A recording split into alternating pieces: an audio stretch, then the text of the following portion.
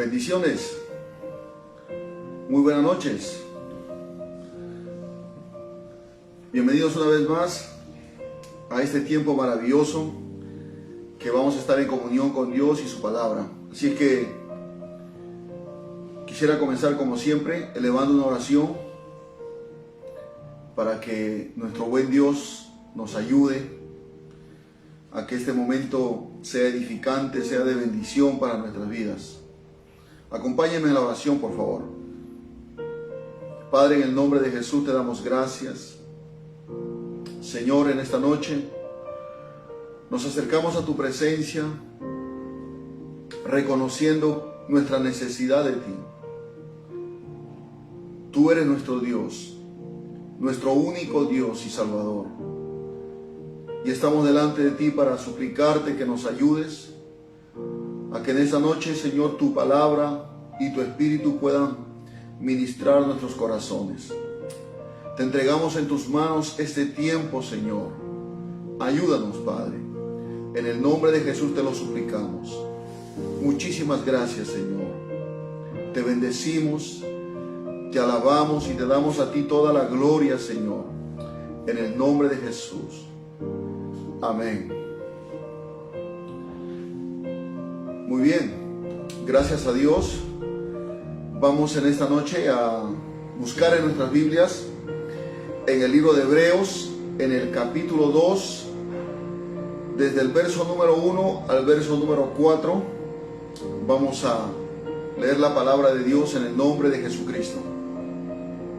Por tanto, es necesario que con más diligencia atendamos a las cosas que hemos oído, no sea que nos deslicemos, porque si la palabra dicha por medio de los ángeles fue firme, y toda transgresión y desobediencia recibió justa retribución, ¿cómo escaparemos nosotros si descuidamos una salvación tan grande, la cual, habiendo sido anunciada primeramente por el Señor, nos fue confirmada por los que oyeron, testificando Dios juntamente con ellos, con señales y prodigios y diversos milagros y repartimientos del Espíritu Santo, según su voluntad?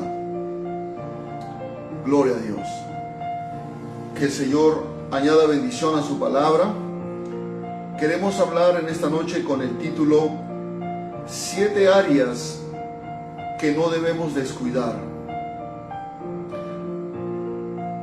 Aunque los versos que hemos leído nos habla acerca de la condición de aquellos hermanos a quienes fue dirigida esta carta, el escritor de los Hebreos, que muchos eruditos atribuyen a Pablo, se estaba dirigiendo a los hermanos que habían dejado el judaísmo, es decir, la religión judía, y habían abrazado la fe en el Evangelio de Cristo. Habían experimentado la salvación. En el capítulo 1 vemos que el escritor habla acerca de que Dios había hablado muchas veces y de muchas maneras a los patriarcas. Pero ahora, dice el escritor, os ha hablado a través del Hijo, a través de Jesucristo.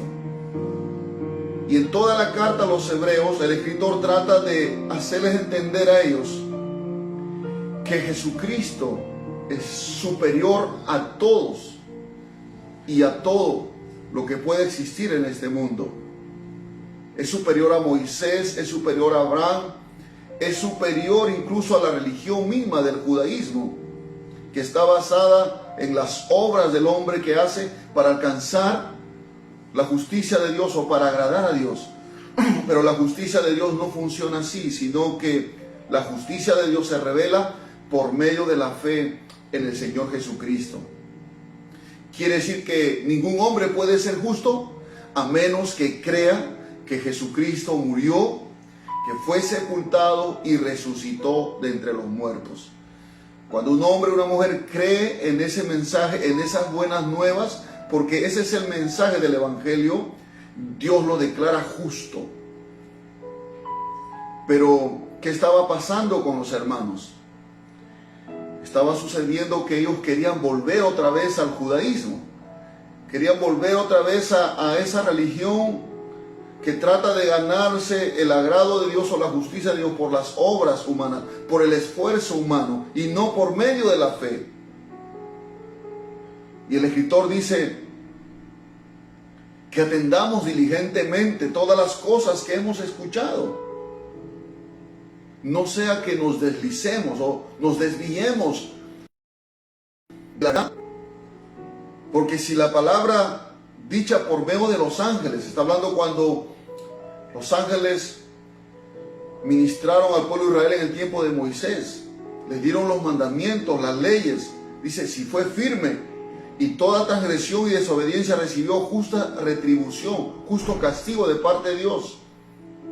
¿Cómo escaparemos nosotros, hablando de quienes ahora estamos en el Evangelio de Jesucristo? ¿Cómo escaparemos nosotros si descuidamos una salvación tan grande?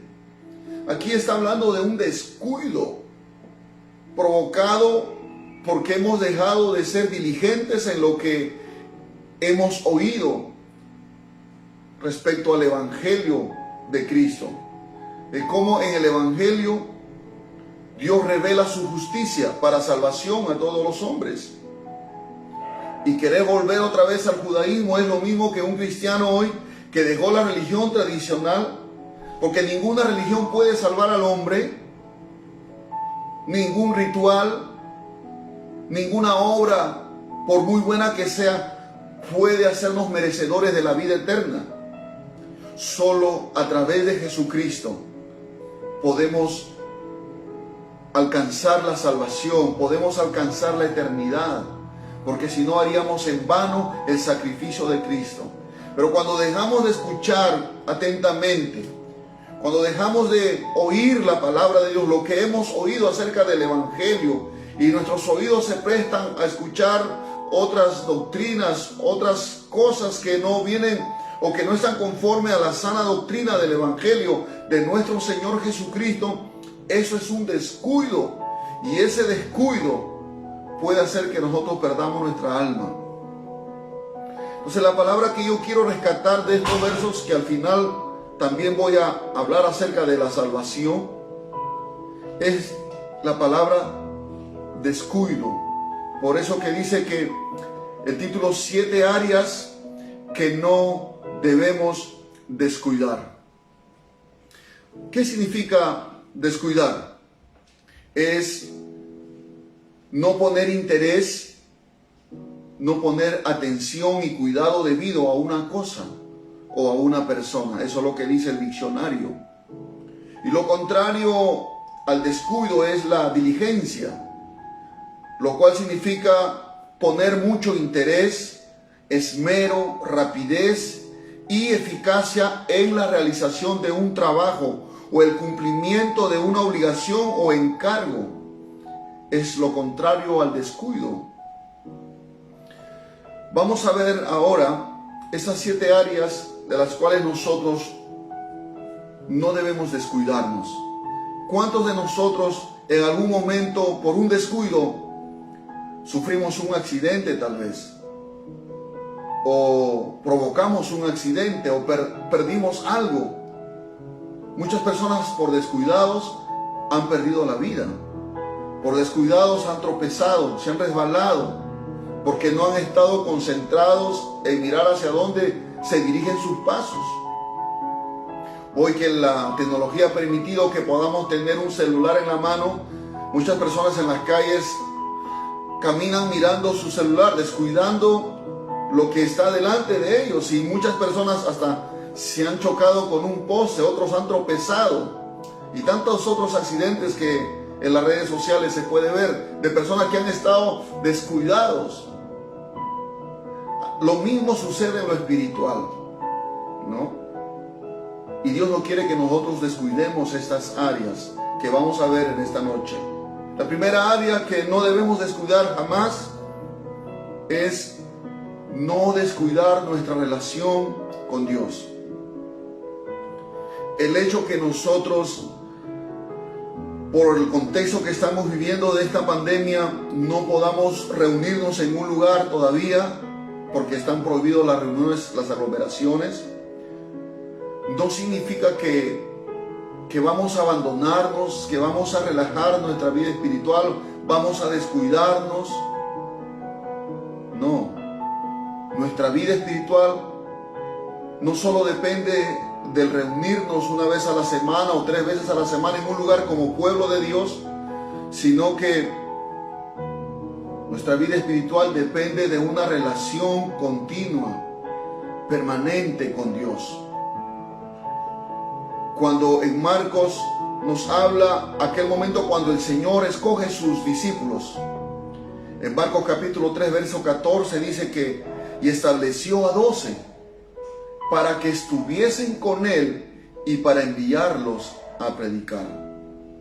O sea, la primera cosa que el Señor desea o deseó en ese momento para con sus 12 discípulos es que ellos estuviesen con Él, que caminasen con Él, que estuvieran donde Él estuviera, que vayan a donde Él iba, que mirasen todo lo que Él hacía, que estuvieran atentos a sus enseñanzas. Un discípulo en aquel tiempo, en el tiempo de Jesús, era uno que tomaba la decisión de ir detrás de un maestro, de un rabino. En aquel tiempo, en el contexto judío, aquel discípulo no era que iba solamente una vez por semana o 2 veces por semana a recibir un entrenamiento mental, intelectual, etcétera, de alguna rama del judaísmo, no, sino que el discípulo tenía que dejar todo. Si tenía familia, si tenía trabajo, si tenía cualquier otra ocupación, lo tenía que dejar para ir detrás del maestro, de su maestro. Y en este caso, los discípulos fueron llamados por el Señor, pero el Señor justamente dice para que estuviesen con Él. Eso habla de la prioridad que debe ser en la vida de un cristiano, de un discípulo del Señor. Hoy nosotros somos discípulos del Señor porque hemos decidido seguirle. Todos los días debemos caminar con Él, debemos mantener nuestra relación estable, firme, debemos cuidar esa relación con Dios. De eso depende todo lo que podamos hacer en nuestra vida familiar, en nuestra vida ministerial en la iglesia, en nuestra vida en la sociedad, porque de Él vamos a recibir la fortaleza espiritual. De su presencia vamos a recibir esa fuerza espiritual que solo el Espíritu Santo puede darnos para vivir una vida espiritual, una vida victoriosa en contra del pecado, en contra de este sistema mundano, en contra del poder de Satanás y sus demonios. Pero si descuidamos esta parte que es importante, entonces vamos a tropezar, vamos a caer y vamos a volver atrás. Vamos a volver a nuestra vida pasada. Pero Dios no quiere eso. Y en este tiempo en que estamos viviendo, donde no hay oportunidad de reunirse como pueblo, y sé que muchos hermanos nos hemos acostumbrado a depender de las reuniones solamente, pero es tiempo de madurar. Ese tiempo está sirviendo para que nosotros entendamos, como le dijo el Señor a la mujer samaritana, viene el día y viene la hora en que ya no se va a adorar en este monte de Jerusalén ni en el monte de Samaria, sino que van a adorar a Dios en espíritu y en verdad, porque Dios es espíritu, y los que le adoran en espíritu y en verdad es necesario que le adoren. ¿Se da cuenta que podemos buscar a Dios en nuestras casas? Y de esa manera no descuidamos nuestra relación con Él. ¿Y cómo podemos mantener nuestra relación con Dios perseverante y permanente y saludable? Una de las cosas es la oración. La oración, hermanos. El cristiano debe orar siempre. El cristiano debe orar todos los días. Debe rendirse a los pies de su Señor. El Señor le advirtió a su pueblo Israel. En Deuteronomio capítulo 6:12 le dice: cuídate de no olvidarte de Jehová, que te sacó de la tierra de Egipto, de casa de servidumbre. Ellos iban a entrar a la tierra prometida, una tierra donde ellos iban a tener una herencia, iban a tener terrenos, casas, iban a tener áreas donde ellos podían cultivar, podían criar sus animales y podían prosperar. Era una tierra bendecida.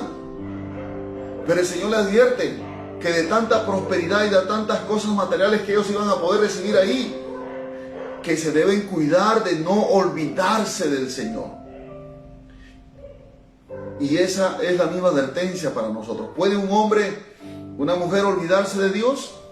Puede suceder. Cuando ya dejamos la oración, estamos olvidándonos de Dios y estamos descuidando nuestra relación con Dios. Gloria a Jesucristo. Cuán importante, hermanos, que no descuidemos, número uno, nuestra relación con Dios. Número dos dice en Proverbios 3:1, dice: Hijo mío, no te olvides de mi ley y tu corazón guarde mis mandamientos. No debemos descuidar los mandamientos o la palabra de Dios. El meditar en la palabra de Dios todos los días. Hay muchas personas que tienen el hábito, la costumbre de leer periódicos.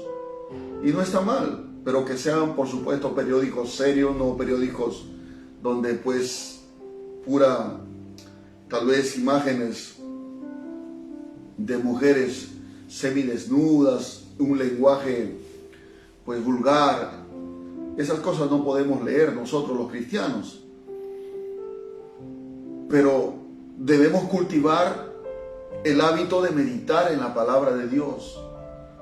Por eso el Proverbios 3:1 dice el sabio Salomón: Hijo mío, no te olvides de mi ley y tu corazón guarde mis mandamientos. No te olvides. Y para no olvidarnos y para no descuidarnos de la palabra de Dios, tenemos que meditar de día y de noche, como lo dice en el Salmo 1. Y cuando el Señor también le dice a Josué, cuando asume la responsabilidad de llevar a la tierra prometida al pueblo de Israel después que Moisés murió, le dice en Josué 1:8: nunca se apartará de tu boca este libro de la ley, sino que de día y de noche meditarás en él. Meditar en él, en la palabra de Dios. Bueno, en ese tiempo solamente tenían los primeros 5 libros: Génesis, Éxodo, Levítico, Número y Deuteronomio. Hoy en día nosotros tenemos 61 libros más. ¡Qué bendición! Donde está toda la instrucción de Dios para nosotros. El Señor le dice a Josué: mira, Josué, vas a entrar a la tierra prometida. Si quieres conquistar la tierra prometida, porque va a haber enemigos ahí que están viviendo y que tienes que despojarlos de ese lugar. Y si quieres que yo te respalde, si quieres tener victoria sobre ellos, no te mando que hagas un ejército, prepares un ejército, ni prepares armas y caballería. No, lo que tienes que hacer es que nunca se debe apartar de tu boca este libro de la ley, sino que de día y de noche meditarás en él, para que guardes y hagas conforme a todo lo que en él está escrito. O sea que no es solamente para aumentar conocimiento y decir que sabemos mucho de la Biblia, sino para guardar y hacer conforme lo que en él está escrito. No es para aumentar conocimiento y poder contender con otros, no. La primera cosa que Dios dice cuando nosotros meditemos en la palabra debe ser para guardar, para obedecer y para ser conforme a lo que está escrito, porque entonces dice: harás prosperar tu camino y todo te saldrá bien.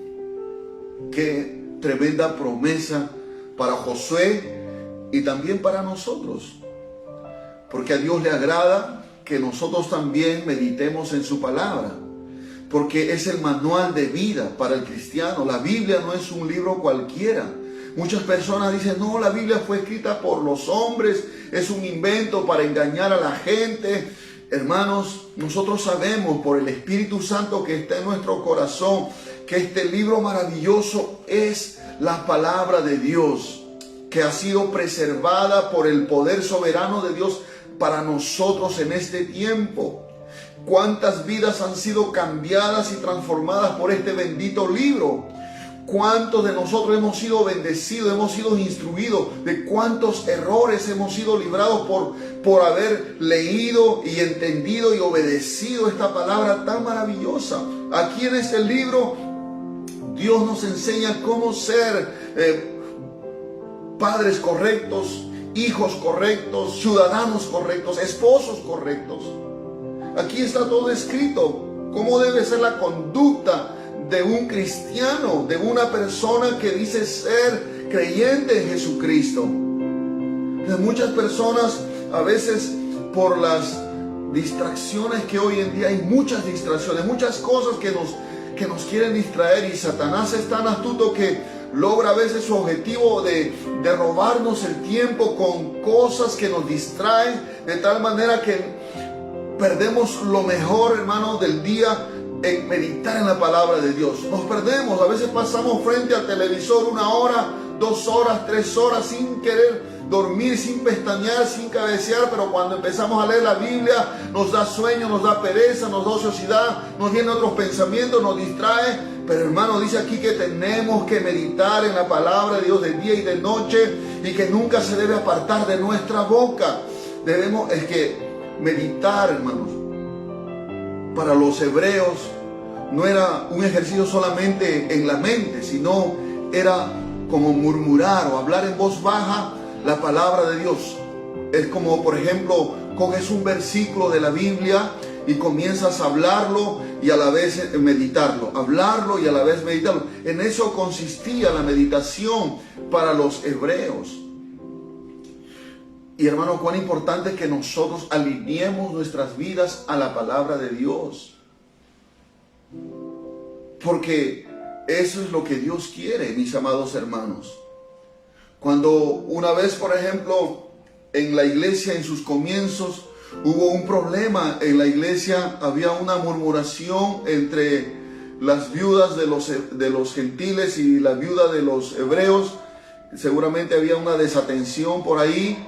Entonces comenzaron a haber murmuraciones. Entonces llamaron a los apóstoles para que ellos se encargaran de servir la comida, porque era ese problema en la repartición de la comida. Y entonces el apóstol Pedro sabiamente dice: busquen hermanos de entre ustedes que sean llenos del Espíritu Santo, de buen testimonio, para que ellos se encarguen de eso. Pero dice ellos: y nosotros persistiremos en la oración y en el ministerio de la palabra. Ellos no querían descuidar la responsabilidad que Dios les había dado a ellos por dedicarse a atender, a servir en la cocina. Y no es que sea malo hacerlo, pero ellos fueron llamados para predicar la palabra. Ese era su llamado, su don que Dios les había dado, el ministerio que Dios les había encargado: enseñar al pueblo, predicar la palabra de Dios. Y la única forma era mantenerlo siempre en la oración y el ministerio de la palabra. Ellos no permitieron que sean distraídos con nada. Ellos no permitieron descuidarse de estas cosas elementales, que es la oración y la palabra de Dios. ¿Y usted cómo está en su relación con la palabra de Dios? ¿Usted cómo está en su relación con Dios a través de la oración? ¿Cómo está? ¿Se ha descuidado usted o lo mantiene? Sé que a veces las ocupaciones de la familia, del trabajo, nos pueden en cierta manera distraer, pero tenemos que ordenar nuestro tiempo, tenemos que ordenar nuestra agenda, tenemos que sacar tiempo para Dios. No le podemos dar a Dios el tiempo que nos sobre, no. Lo mejor es darle las primeras horas de la mañana. Si usted sale a trabajar temprano, levántese más temprano aún.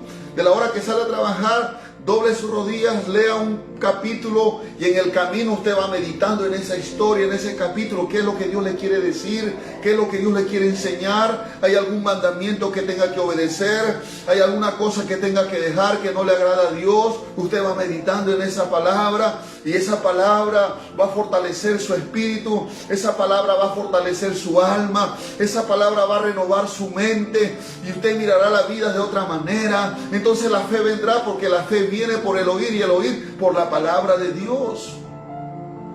Pero si descuidamos la palabra de Dios, entonces nuestra alma estará desnutrida, estaremos débiles espiritualmente. ¿Cómo vamos a enfrentar la tentación si la única arma que nos ha dado el Señor de ataque es la palabra de Dios? Por eso el Señor Jesús, cuando fue tentado en el desierto por Satanás, ¿se acuerda usted que el diablo vino a tentarle y el Señor le sacó textos bíblicos, le citó la palabra de Dios? El diablo dijo: mira, has terminado tu ayuno.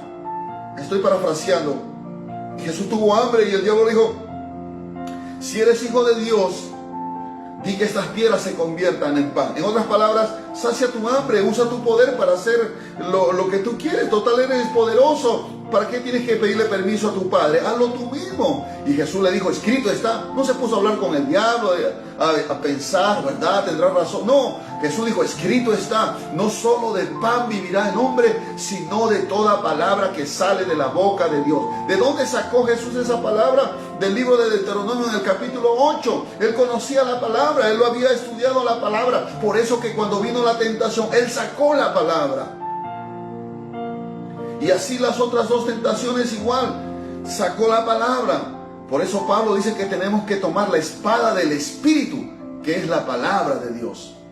A veces hay tantas cosas en nuestra mente, pensamientos negativos, pensamientos malos. ¿Cómo vamos a cambiar esos pensamientos si no meditamos en la palabra de Dios? Nuestra mente tiene que estar ocupada en la palabra de Dios.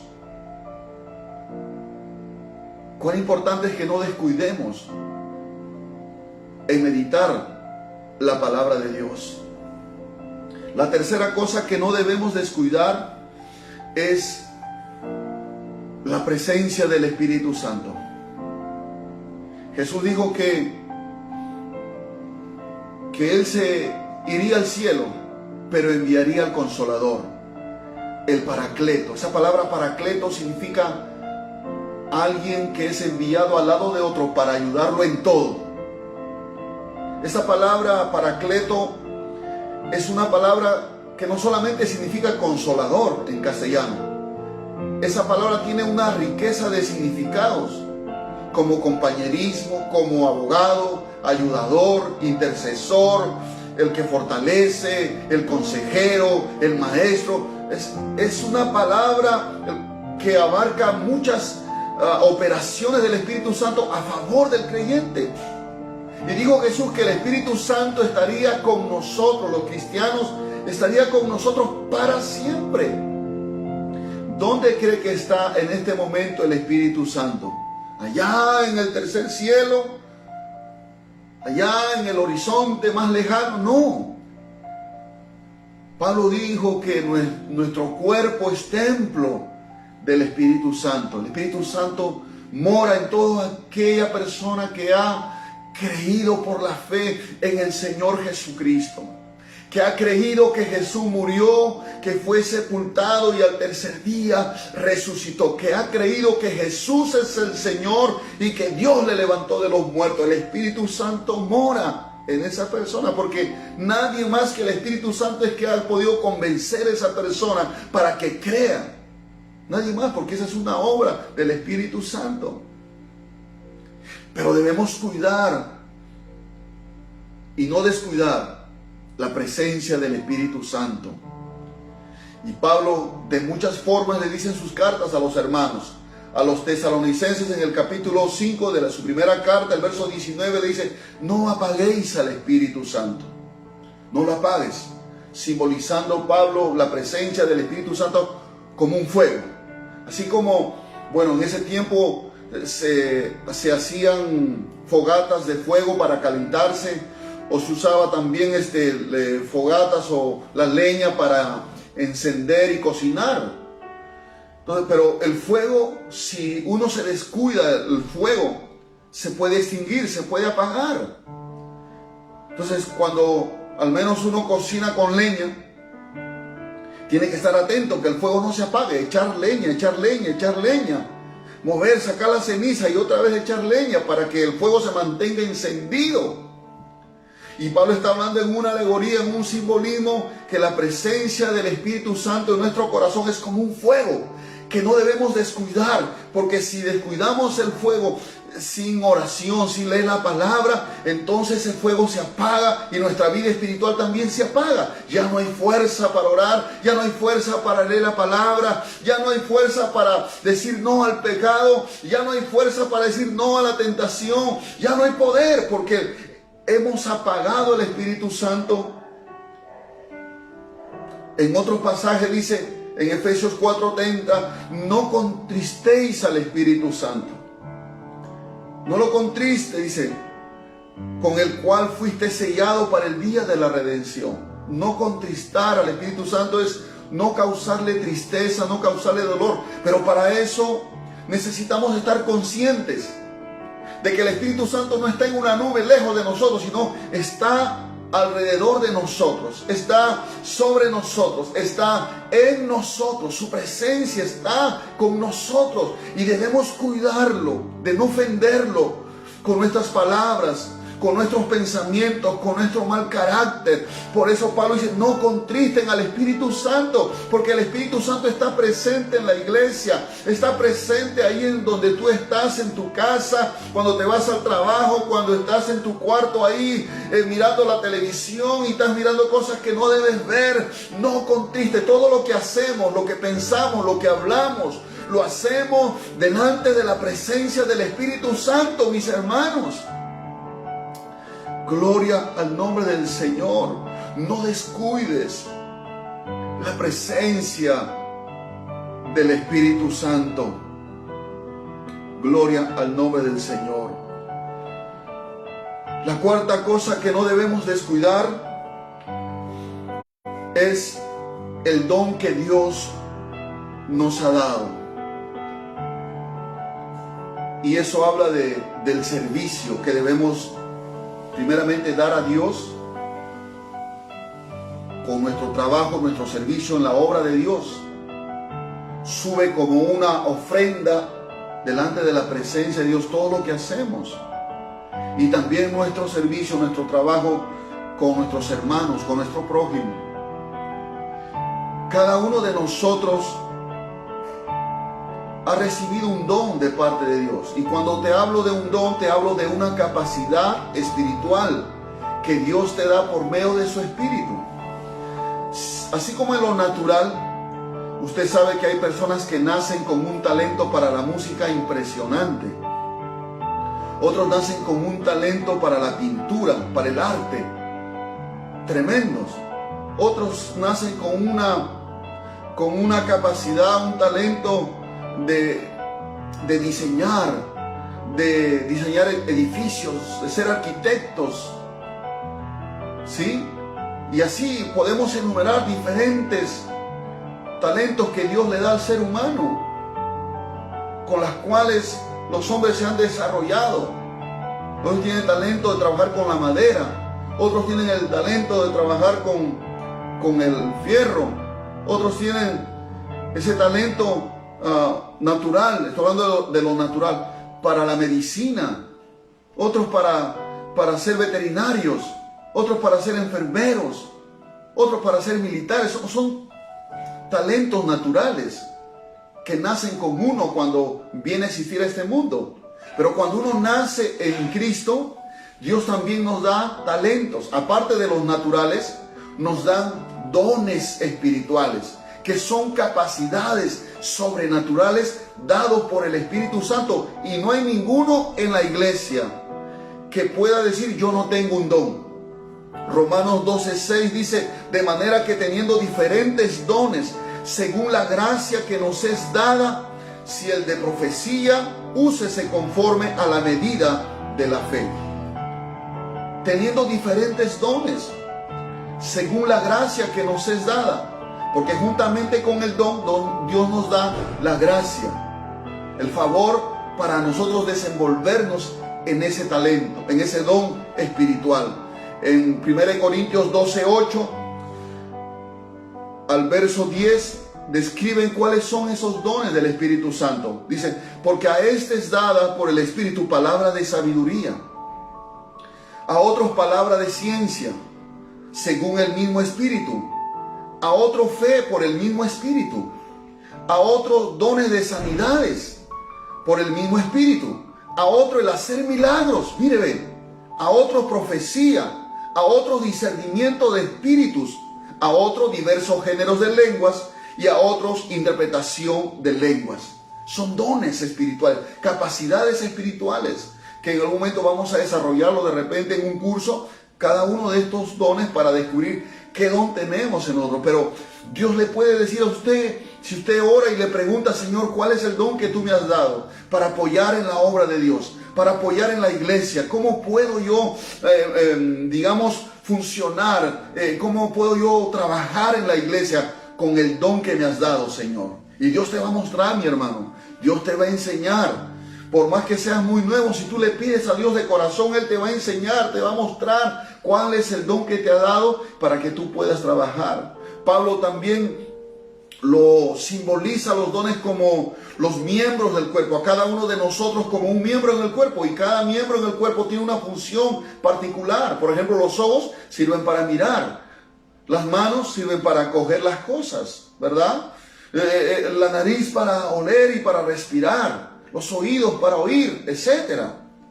Así cada uno de nosotros, la iglesia dice que es el cuerpo de Cristo y nosotros somos miembros de ese cuerpo. Así que cada uno, según el don que tiene, funciona en el cuerpo de Cristo. Es nuestra responsabilidad, amados hermanos, descubrir a través de la oración, de la santidad, de la consagración, descubrir cuál es el don que el Señor nos ha dado para que no caigamos en la pereza espiritual, no caigamos en el conformismo y todos podamos involucrarnos y la obra de Dios pueda avanzar, pueda crecer, pueda desarrollarse y Dios pueda ser glorificado, porque los dones no es para que tú seas famoso, seas visto como el más grande, el más espiritual, el más poderoso. No, los dones han sido dados para que a través de ti Dios muestre su poder y Dios sea glorificado, exaltado, invocado, reconocido, buscado y hallado. Gloria a Dios. Claro que sí.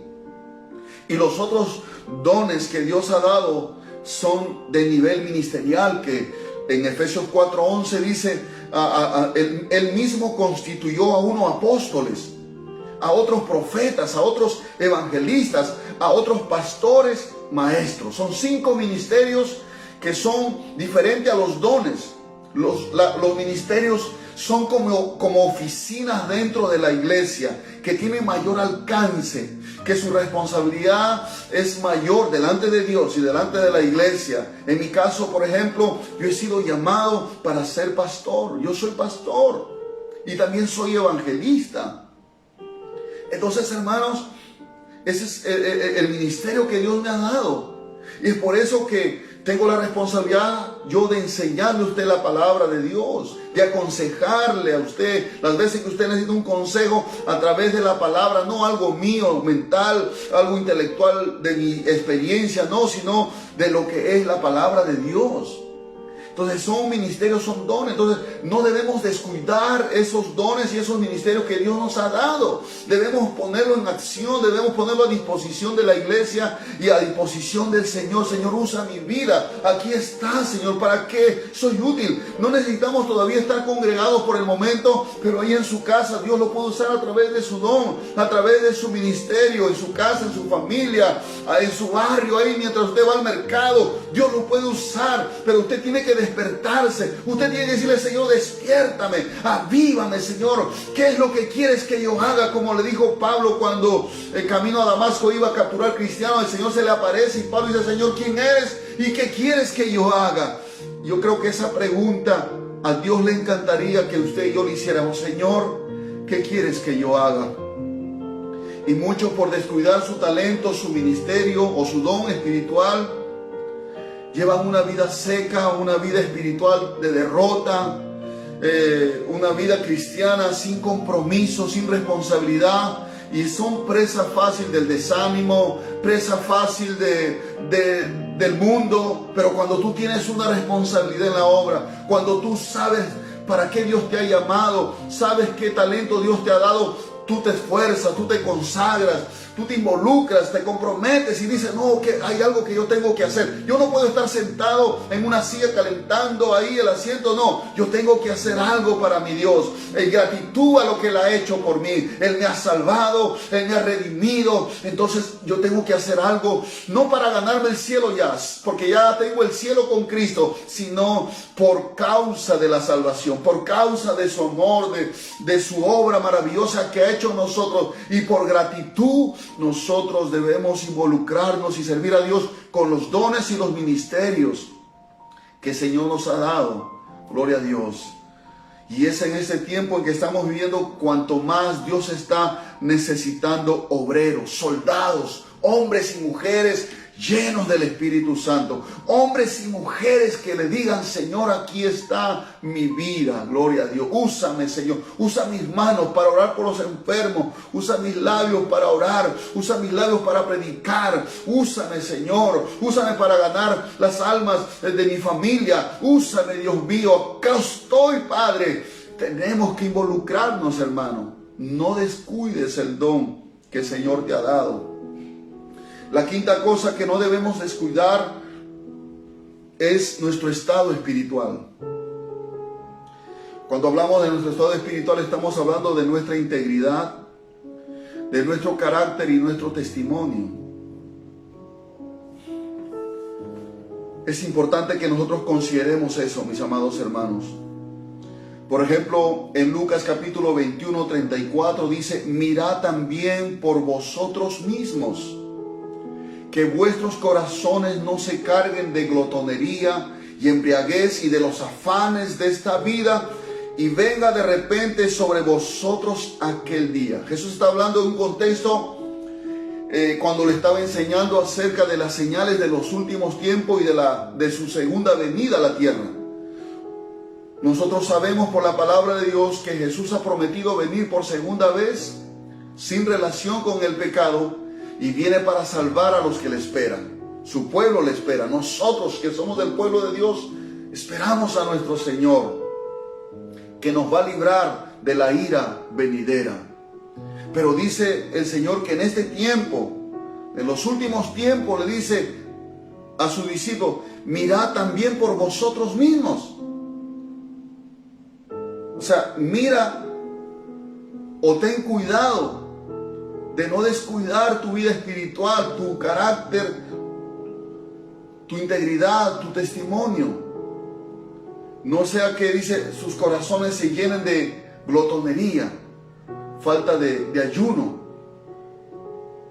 embriaguez, o sea, emborracharnos, irnos al mundo prácticamente, y de los afanes de esta vida. Que tu corazón no se llene de eso. Cuida eso. Que tu corazón no se llene de estas cosas terrenales y venga de repente sobre vosotros aquel día. Por eso dice, mirad también por vosotros mismos. No solamente hay que mirar por los demás, sino también mirar por nosotros mismos. Por ejemplo, yo soy pastor de la iglesia, por la gracia de Dios. Pero así como soy responsable de velar por los hermanos, de orar por ellos, de aconsejarles, de enseñarles la palabra, etc., también tengo que mirar mi vida espiritual, tengo que cuidar mi vida espiritual, mi corazón, que no se llenen de estas cosas. ¿Me comprenden? Porque puedo tropezar, por más que sea un súper ungido, un súper pastor, un gran hombre de Dios. No, hermano, eso no nos libra. Todos tenemos que cuidar nuestro estado espiritual, de nuestra integridad, nuestro carácter y nuestro testimonio delante del mundo. En Hechos capítulo 20, verso 28, Pablo se está despidiendo de los hermanos de Éfeso y les dice, por tanto, mirad por vosotros y por todo el rebaño en que el Espíritu Santo os ha puesto por obispos.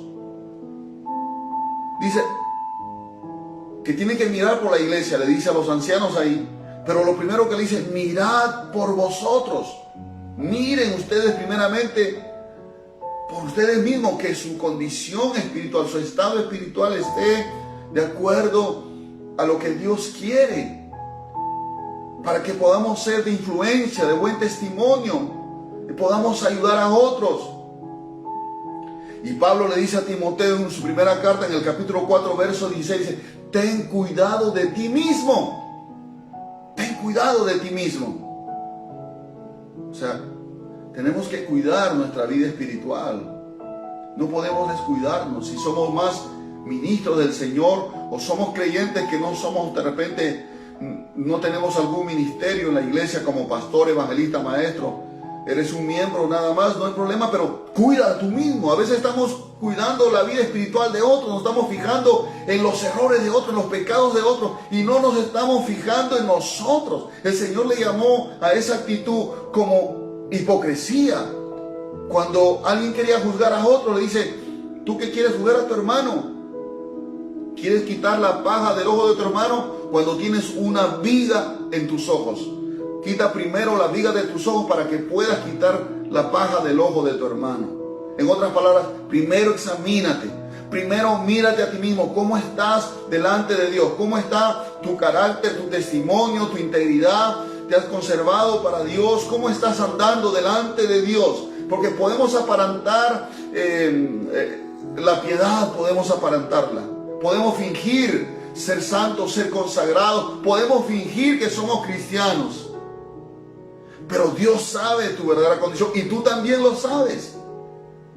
Pero Pablo muchas veces también nos dice que él procuraba estar siempre con limpia conciencia delante de Dios y delante de los hombres. Gloria a Dios. La sexta cosa que no debemos descuidar es la doctrina, la sana doctrina. Cuando Pablo le dice, ten cuidado de ti mismo, ahí mismo le dice también, ten cuidado de la doctrina. Persiste en ello, en la doctrina, pues haciendo esto, la doctrina, te salvarás a ti mismo y a los que te oyeren. Ten cuidado de ti mismo y de la doctrina. Hermanos, estamos viviendo un tiempo de mucho engaño. Hay mucho engaño disfrazado de cristianismo, disfrazado de espiritualidad. Incluso usan la Biblia, incluso te hablan en el nombre de Dios. Y tengamos cuidado lo que vemos en las redes sociales. Yo sé que hay una gama de predicadores que tal vez predican mejor que tu pastor.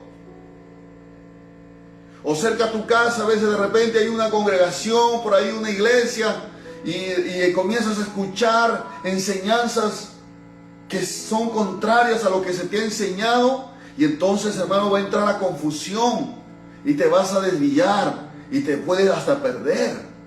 Porque Pablo advierte en 1 Timoteo 4:1, dice, el Espíritu dice claramente que en los postreros tiempos algunos apostatarán de la fe, escuchando a espíritus engañadores y a doctrinas de demonios.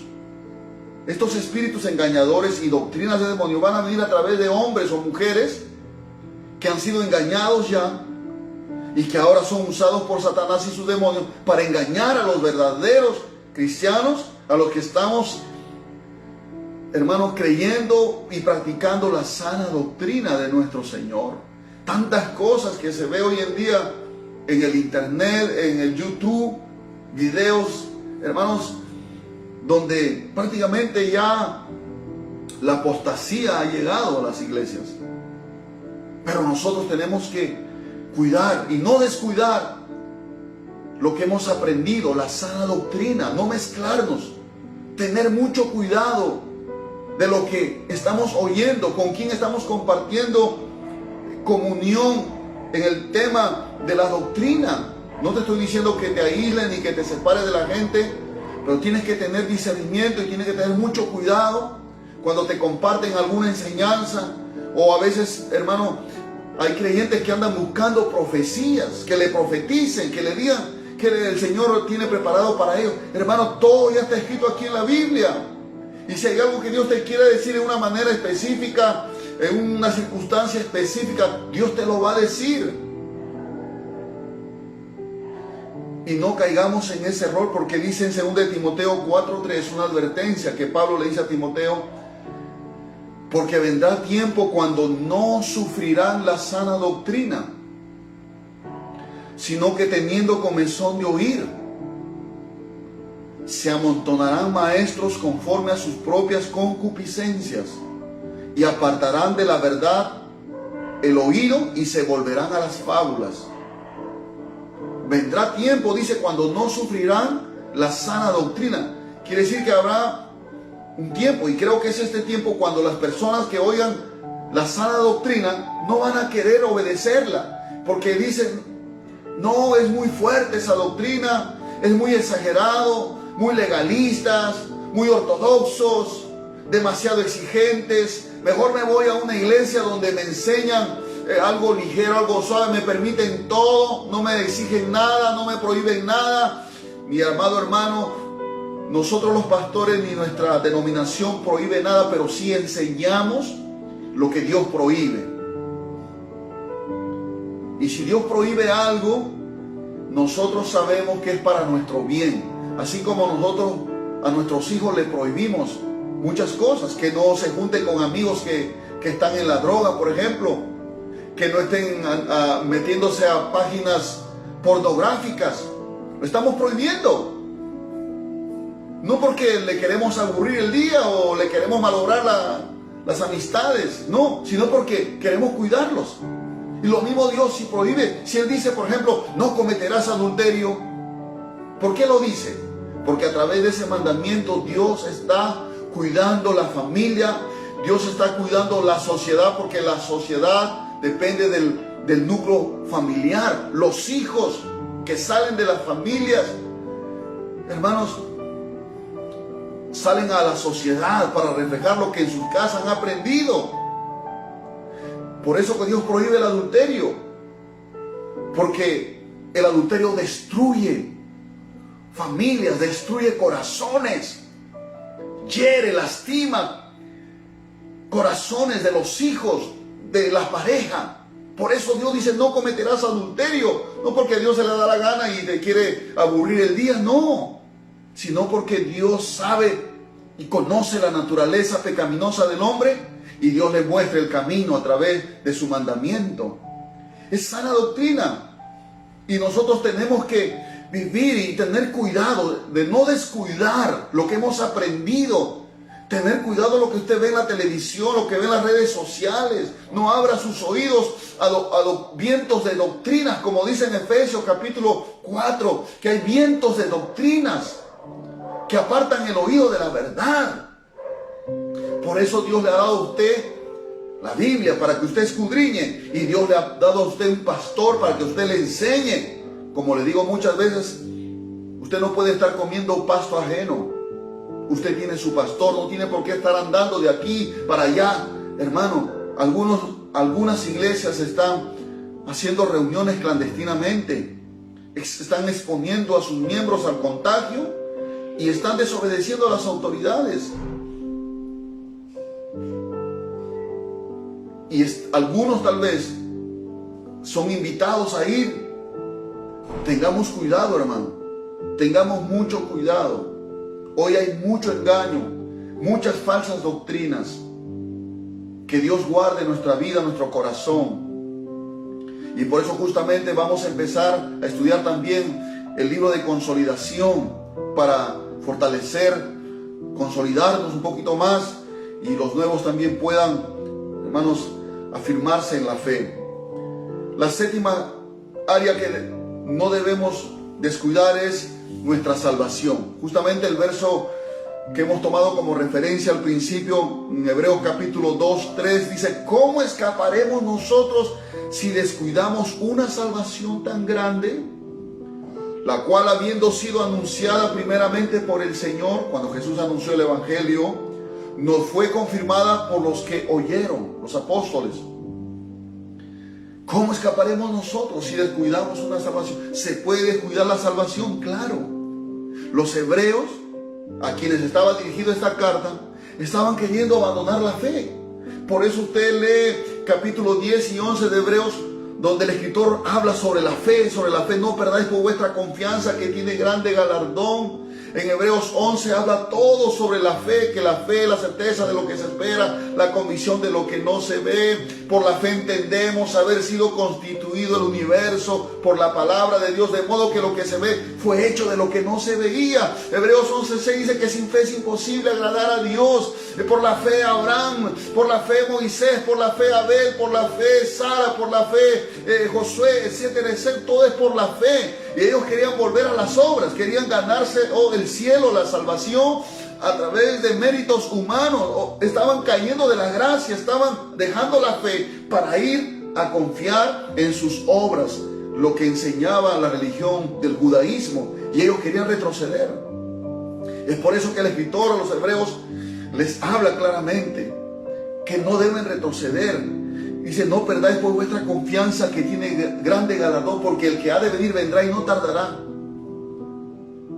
Y le dice también que no deben retroceder, porque si retroceden no agradarían su alma. Dice: pero nosotros no somos de los que retroceden, sino de los que tienen fe para preservación del alma. La salvación que tenemos es por fe, no es por obras. Las obras buenas son como consecuencia de la salvación que Dios ya ha operado en nuestras vidas. Nosotros somos salvos por gracia, no por obras para que nadie se gloríe. Somos salvos por la misericordia de Dios, no porque yo sea más bueno que el otro, o porque tenga un bonito apellido,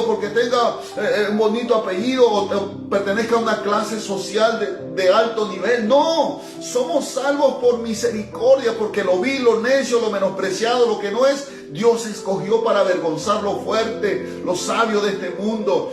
Hermanos, tenemos que entender eso, que es por fe. Y tenemos que entender que Jesucristo es el Salvador y que Él está por encima de todos, de los profetas del Antiguo Testamento, porque en el capítulo 1 le habla el escritor que Jesucristo está por encima, que es mayor incluso que Moisés, mayor que los ángeles, porque estaban retrocediendo pensando que Jesús ya no era el Salvador, sino que hay que volver a Moisés, y que los ángeles incluso eran mayor que Jesús. Por eso usted lee en el capítulo 1, léalo el contexto de esa carta a los hebreos. Querían minimizar la deidad de Cristo, no querían reconocer la deidad de Cristo, pero nosotros sabemos que Cristo es Dios. Cristo es Dios. Eso es la doctrina fundamental. Acuérdese cuando Jesús le preguntó a sus discípulos ahí en Filipo, se detuvo y le dijo: ¿quién dice la gente que soy yo? Y entonces los discípulos dijeron: Señor, algunos dicen que tú eres Jeremías, otros dicen que tú eres Elías, otros dicen que tú eres Juan el Bautista, que ha resucitado porque pocos días atrás a Juan le habían cortado la cabeza. U otros dicen que tú eres uno de los profetas del Antiguo Testamento. O sea, la gente, el pueblo estaba confundido, no sabían quién era Jesús.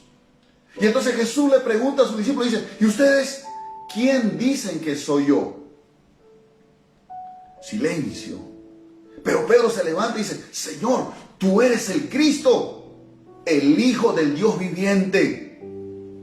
Y Jesús dijo: bienaventurado eres, Simón, porque no te lo ha revelado carne ni sangre, sino mi Padre que está en los cielos. Y sobre esta roca voy a edificar mi iglesia, y las puertas del Hades no prevalecerán contra ella. La roca no es Pedro, la roca es el fundamento, es la confesión que Pedro acababa de decir, de reconocer y entender quién era ese hombre que estaba delante de ellos, que no era como el pueblo lo veía, un profeta, Jeremías, no, ni siquiera, como ellos decían, el hijo de un carpintero. Pablo, para la mente judía en aquel tiempo, ellos sabían y entendían que iba a llegar un día que Dios, el Dios invisible, el Dios grande, el Dios todopoderoso, el Shaddai, el Rafa, el Jireh, iba a venir a la tierra en forma humana. Dios iba a manifestarse en forma humana. Por eso Pablo dice en 1 Timoteo 3:16: e indiscutiblemente grande es el misterio de la piedad. Dios, Jehová, se manifestó en carne. Y esa manifestación en carne habla de la humanidad que Pedro y los discípulos estaban mirando y que humanamente no lo podían reconocer, pero Pedro recibió una revelación, porque eso se recibe por revelación. Revelación significa cuando tú aprendes algo sin haberlo aprendido humanamente o naturalmente, sino que es un conocimiento que Dios te da por su Espíritu a tu mente, a tu corazón, una iluminación. Pedro tuvo una iluminación ahí que le hizo ver quién era el que estaba delante de él. Todos decían que era Elías, otro el profeta, otro Jeremías, otro Juan el Bautista. Pero dijo, tú eres el Cristo, el Hijo del Dios viviente. En otras palabras, tú eres Dios manifestado en carne. Por eso Jesús le dijo, sobre esta roca, sobre lo que tú acabas de confesar, sobre esta roca voy a edificar mi iglesia. Todos aquellos que pertenecemos a la iglesia sabemos quién es el fundamento, porque nadie puede poner otro fundamento el cual ha sido puesto por Dios, y ese fundamento es Jesucristo. En una psicología, la iglesia como un edificio, una construcción. Entonces la base de ese edificio es una roca sólida que soporta todo el peso de esa construcción. Así es Cristo, la piedra angular, la piedra preciosa, como dice Pedro en su primera carta. Él es la piedra que desecharon los edificadores. Ha venido a ser la piedra del ángulo, la roca que hace caer. Jesucristo es el fundamento, es la roca. Entonces, cuando uno entiende y cuando uno cree que Jesús es el Cristo, el Hijo del Dios viviente, está diciendo que Jesucristo es Dios, como dice Juan, que estamos en el verdadero, en su Hijo. Y este es el Dios verdadero y la vida eterna. Gloria a Dios. Esto es importante. Y ellos estaban desviándose de esa verdad. Como hoy en día muchas personas dicen, no, Jesús es la segunda persona de la Trinidad. ¿De dónde sacaron eso? En Apocalipsis Jesús se revela a Juan diciendo, yo soy el primero y el postrero. Yo soy el primero y el último. No dice yo soy el segundo, yo soy el primero y el último. Yo soy el alfa y el omega, el principio y el fin, el todopoderoso, el que estuvo muerto, mas ahora vive por los siglos de los siglos. Amén. Eso es doctrina, eso es fundamento, y en ese fundamento se basa nuestra salvación en Jesucristo, que es mayor que los profetas, que es mayor que los ángeles, y que por su sacrificio somos salvos. Pensar de otra manera es descuidar la salvación tan grande que Dios nos ha dado, porque ya no estás oyendo atentamente, como dice en el capítulo 2, verso 1 de Hebreos, que nos hemos desviado, dice, o ellos se habían desviado, porque dice, por tanto es necesario que con más diligencia atendamos a las cosas que hemos oído. Lo que has oído, lo que te hemos enseñado, o lo que la palabra nos enseña, no sea que nos deslicemos. Algunos tal vez ya están deslizados pensando que en otras cosas, en otras doctrinas, su salvación corre peligro, mi amado hermano. Pero acuérdese, del Señor es la salvación, que a través de Cristo somos salvos. Bendito sea el nombre del Señor. Así que estas áreas son las que nosotros debemos cuidar, no descuidarlos. Entonces vamos a poder permanecer, vamos a poder ser fieles a Dios, vamos a poder ser útiles al Señor, vamos a poder enseñar a otros la sana doctrina y vamos a permanecer en la salvación, que es lo más importante. Que el Señor nos ayude a permanecer en este tiempo y no descuidar estas 7 áreas que son importantes en la vida de un verdadero hijo de Dios, de un verdadero cristiano. Estas 7 cosas, estas 7 áreas no debes descuidarla, mi amada. Y si alguna de estas descuidaste, vuelve a la senda, vuelve al camino. Arrepiéntete, pídele perdón a Dios y otra vez retoma y dile, Señor, aquí estoy, perdóname, descuidé esto. Ayúdame, Padre, en el nombre de Jesús. Descuidé mi relación contigo, descuidé la presencia del Espíritu Santo, descuidé el don que me has dado, descuidé, Señor, lo que tú me has enseñado, la salvación. Perdóname. Vuelvo a ti esta noche, en el nombre de Jesús. Gracias a Dios por su palabra. Padre, te damos gracias. Gracias por tu palabra. Gracias, Señor. En el nombre de Jesús. Ayúdanos a no descuidarnos de estas 7 áreas que tú nos has enseñado. Ten misericordia de nosotros. Si nos hemos salido del camino, vuélvenos al camino, Señor. En el nombre de Jesús. Vuelve nuestros corazones a ti y ayúdanos, Padre. En el nombre de Jesucristo. Gracias, Señor. Oro por la salud de nuestra hermana Mercedes. Oro por la salud de todos aquellos que están luchando por sus vidas en el hospital, en sus casas, Dios. Aquellos que están buscando oxígenos para su familia, Señor. Ayuda que este gobierno pueda tramitar lo más rápido posible la ayuda y el oxígeno puedan traer, Señor. Oramos por todos los pacientes que están en los hospitales. Oramos por nuestra nación, oramos por tu iglesia aquí en el Perú, Señor. Oramos por nuestras autoridades, dale sabiduría para que puedan tomar decisiones sabias, Señor, y evitar más muertes, Padre. Guarda tu pueblo, Señor, guarda tus hijos, Padre. En el nombre de Jesucristo, estamos en tus manos, Señor. Restaura la salud de nuestra hermana Mercedes, de nuestro hermano José, esposo de nuestra hermana Sue. Ayúdanos, Padre, nuestros hermanos en Chincha, nuestros hermanos allá en Villa El Salvador, allá en Bagua, allá en Pisco, allá en Coique, Señor, en el Rímac. Oramos, Señor, por estas obras, Padre, en los Barrios Altos y aquí en el Agustino, Señor.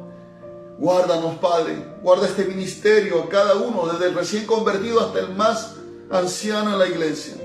En el nombre de Jesús, guarda a los pastores, guarda a nuestras familias, Señor, nuestros hijos, nuestro matrimonio. Guárdanos, Padre, en el nombre de Jesús. Amén. Muy bien, hermanos, que el Señor les bendiga. Sigamos adelante, cuidémonos, por favor. Primeramente, encomendándonos a Dios todos los días y también tomando las medidas sanitarias que nos ha indicado el Ministerio de Salud. Lavarse las manos con agua y jabón, alcohol para desinfectarnos, las mascarillas, ¿no?, adecuadas. Ya usted conoce todas las indicaciones. Por favor, no nos confiemos, no bajemos la guardia. Hermanos, recuerde que el sabio mira el peligro y se aparta, pero el necio cae en la trampa, ¿no? Muy bien, que la gracia, la paz y la misericordia de Dios sea con cada uno de ustedes. Muy buenas noches. Shalom.